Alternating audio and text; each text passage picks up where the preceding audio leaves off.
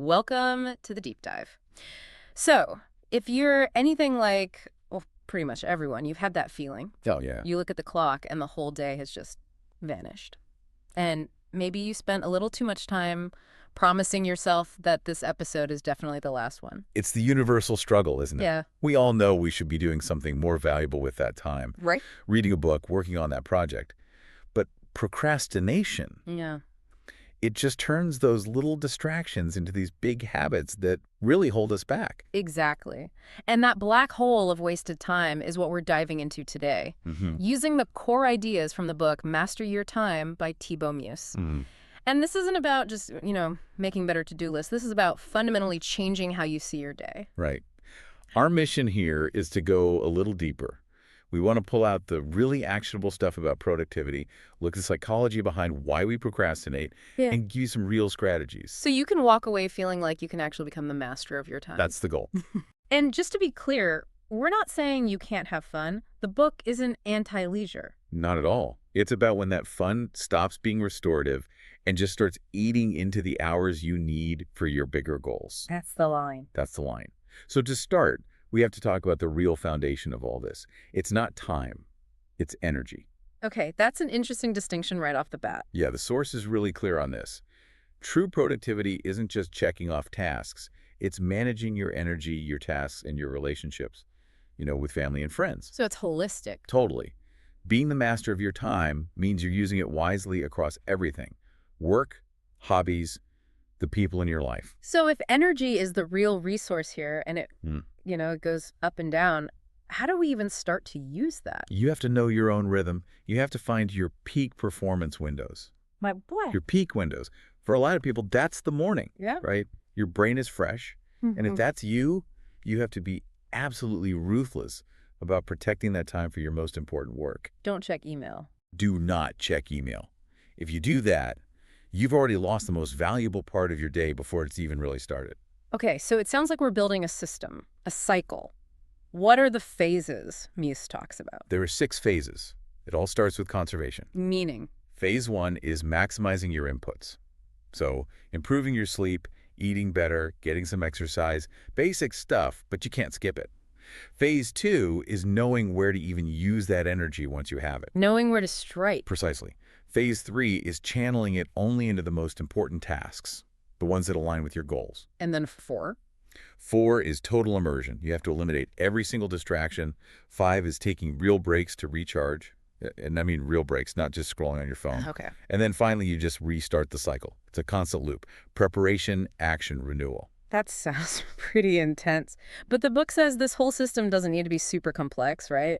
Not at all. It uses this 5-level structure, and level 1 is the absolute baseline. It's just remove distractions. If you haven't done that, nothing else matters. It's the quickest win you can get. And then I saw level 4 really gets into the planning. Yeah, level 4 is the tactical part. That's your to-do list. And this is the important part, a time framework. You set actual boundaries for tasks. And you don't need fancy software for it. No, that's the best part. The book specifically says use a pen and paper. It keeps it simple, visible, and you're not wasting time fiddling with an app. I like that. But what I really love is that it doesn't treat you like a robot. Level 5, the highest level, that's about your social life. Right. Why is interacting with family and friends part of a productivity system? Because if you hit all your career goals, but you're isolated and unhealthy, have you really mastered your time? Meurisse would say no. That social connection recharges you. It gives your work purpose. Okay, so let's unpack this a bit. If productivity is all about energy, then procrastination must be about the barriers that stop us from using that energy. That's it, exactly. It's about self-sabotage. So why do we do it? What's the first reason? The first one is usually the simplest. It's just a lack of clarity. Meaning the task is too fuzzy. Yeah, we delay things because we don't really know why it's important or where to start or what the steps are. It's too vague. So how do you cut through that fog? You have to ask yourself some hard questions like, do I really believe this is important? And if the answer is kind of meh, that's a problem. Okay. Then think about the consequences of not doing it. And here's a good trick. Really focus on how amazing you'll feel when it's done. And then just start with the easiest possible tiny step. The second reason, this one hits home, waiting for motivation to strike. Oh, this is a huge one. Yeah. We sit around waiting to feel like working. Yeah. But The big insight here is that motivation doesn't come before action. It comes after. It's a result of taking action. So you just have to start, even if you don't feel like it. You just have to start, even badly. That movement creates its own momentum. So if a task feels huge, just break it down into pieces so small they feel ridiculous. And then reason 3 is that big one. Fear of failure. Or perfectionism, yeah. That anxiety is a massive energy block. The solution is really a mindset shift. You have to just acknowledge the fear and then remind yourself that perfect is the enemy of done. You can always do better next time. Exactly. A mistake is just data. It's not a reason to not even start. And the last one is just feeling completely overwhelmed. Mental overload, yeah. Yeah. The strategy there is simple. Get it out of your head, write everything down. Everything. Every single task. Then you can categorize them, put time estimates on them, and maybe knock out a few of the quick, easy ones first, just to get some momentum. Okay, let's pivot a little. The book talks about how we actually perceive time, the past, the future, and this thing it calls the microlife. Right, and this is a really crucial framing device. We let our ideas about the past and future poison our present. How so? Well, with the past, we often use it for regret or self-pity instead of as a source of strength. The book says you have to reflect on what you achieved, forgive your failures, and just let go. And with the future, we worry. We worry constantly. Planning is good, but obsessing over what could go wrong is a complete waste of energy. Instead, you should visualize your goals coming true.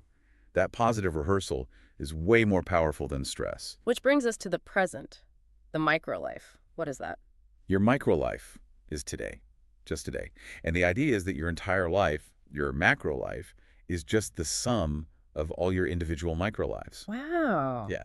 So if you spend today this one single micro life on junk, then your whole life is going to be, well, kind of meaningless. That's a really stark way to put it. So how do you make a microlife meaningful? You fill it with challenging, valuable, memorable things. The trade-off is clear. If you want to watch 4 hours of Netflix, the challenge is to watch for 1 hour and then use the other 3 to read a hard book or finish a critical task. This connects right to the idea of consistency, but also urgency. That seems like a contradiction. It does, but it's not. Consistency is key, right?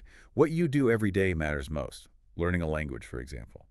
But consistency without urgency can become passive. So the book suggests using a 90-day sprint, a focused period to really push forward. But wait, wouldn't a 90-day sprint just lead to burnout? You were just talking about conserving energy. That's a great point. It's not about working 18-hour days. It's about eliminating waste and increasing the intensity of your focus for that period. It's a discipline exercise. And you make it work by using frequent deadlines. So if you're writing a book, you set a deadline for the outline, then the first draft, then the edits. Those small wins keep you going. Okay, let's talk about the phrase that I think kills more productivity than anything else. I think I know what you're going to say. I don't have time. Yep, that's the one. Yeah. And according to Meurisse, it's almost never true. It's a socially acceptable way of saying, this isn't important enough to me. So we need to reframe it. How? Instead of just shutting it down, you say something like, I've got a lot of high priority work right now, so I can't get to this at the moment, but once I'm through this, I'll make time for it. It puts you back in control. And it forces you to be honest about your priorities. So how do you even know if you're working on the right things? How do you know if you're being genuinely productive and not just busy? You need to do an alignment check. You have to ask yourself, if I keep doing this every day, in 5 or 10 years, will I be where I want to be? The answer is no. You're just busy. The book has 5 criteria for finding those key activities, right? It does. They have to be, 1, exciting to you. 2, they have to be clear. 3, they must align with your core values, like gaining freedom or mastery. Okay. 4, they should make you feel alive, not drain you. And 5, this is a big one, they have to challenge you. They have to push you out of your comfort zone. That's where growth is. All right. Now, for the part that sounds a little like magic, multiplying your time. I mean, obviously, I can't do that, so this is about leverage, right? Exactly. It's about increasing the output from the hours you do have. Yeah. And the first way is the most obvious. Seek help. Just ask someone. Yes. Don't waste 5 hours on something an expert could solve in 5 minutes. Ask a colleague, delegate, whatever it takes. That connects to the second point, which is about shortening the learning curve. Yeah, think smart. Don't read the 500-page manual if there's a 3-minute video tutorial. Hire a coach. You're trading a little money for a massive amount of time. And the third one, the mastery mindset. What's that about? It's about getting good at the fundamentals. Master repetition, so a task becomes automatic. Master the proper form on an exercise so you don't get injured and lose time later. It's about quality on the first try. Okay, number 4 is about money. Saving and investing. How does that multiply time? Because money buys back your time. It's that simple. Be a smart consumer. The book is this great example. If you make $15 an hour and you want a $900 phone, you have to realize you're trading 60 hours of your life for that phone. But if you save and invest that money, it grows, and eventually that money can pay for tools or services that save you time. It buys you freedom. So using money to save time. Investing in skills or tools that raise your hourly value. That's the ultimate long-term play. That's the ultimate time multiplier. You need fewer hours to reach your goals, which frees you up for those exciting, challenging things we just talked about. Which brings us full circle. You can't control time, but you can control your focus. And the book really hammers this home focus as your most precious resource. And you have to guard it like a fortress. Avoid the obvious killers, task switching, interruptions, checking email constantly, and never, ever start your day with trivial tasks. It just drains your best energy. So how do we get that laser-sharp focus? It starts with discipline. Pick the one most important thing and commit to at least 45 minutes of pure, unbroken concentration. Then you apply the 80-20 principle. Pareto's law. Right. Put 80% of your effort into the 20% of actions that will get you 80% of the results. Can you give me a more concrete example of that? Sure. Think about building a business. You could spend 80% of your time perfecting your website's font or having internal meetings. Right, the busy work. Exactly. But the 20% of high-leverage work is probably direct sales calls or building the one feature customers are begging for. You have to constantly ask, is this in the 20%? And the peak of all this is getting into the flow state.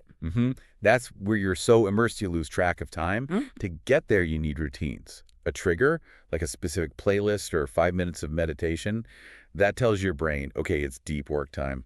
And of course, no distractions. But there's one tip for improving focus that was really unexpected. Oh yeah, I know the one you mean.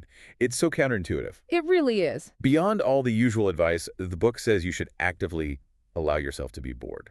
Why on earth would being bored help you focus? Because our brains are constantly overstimulated. Our attention is fragmented. When you just sit there with no phone, no music, no task, you force your brain to calm down.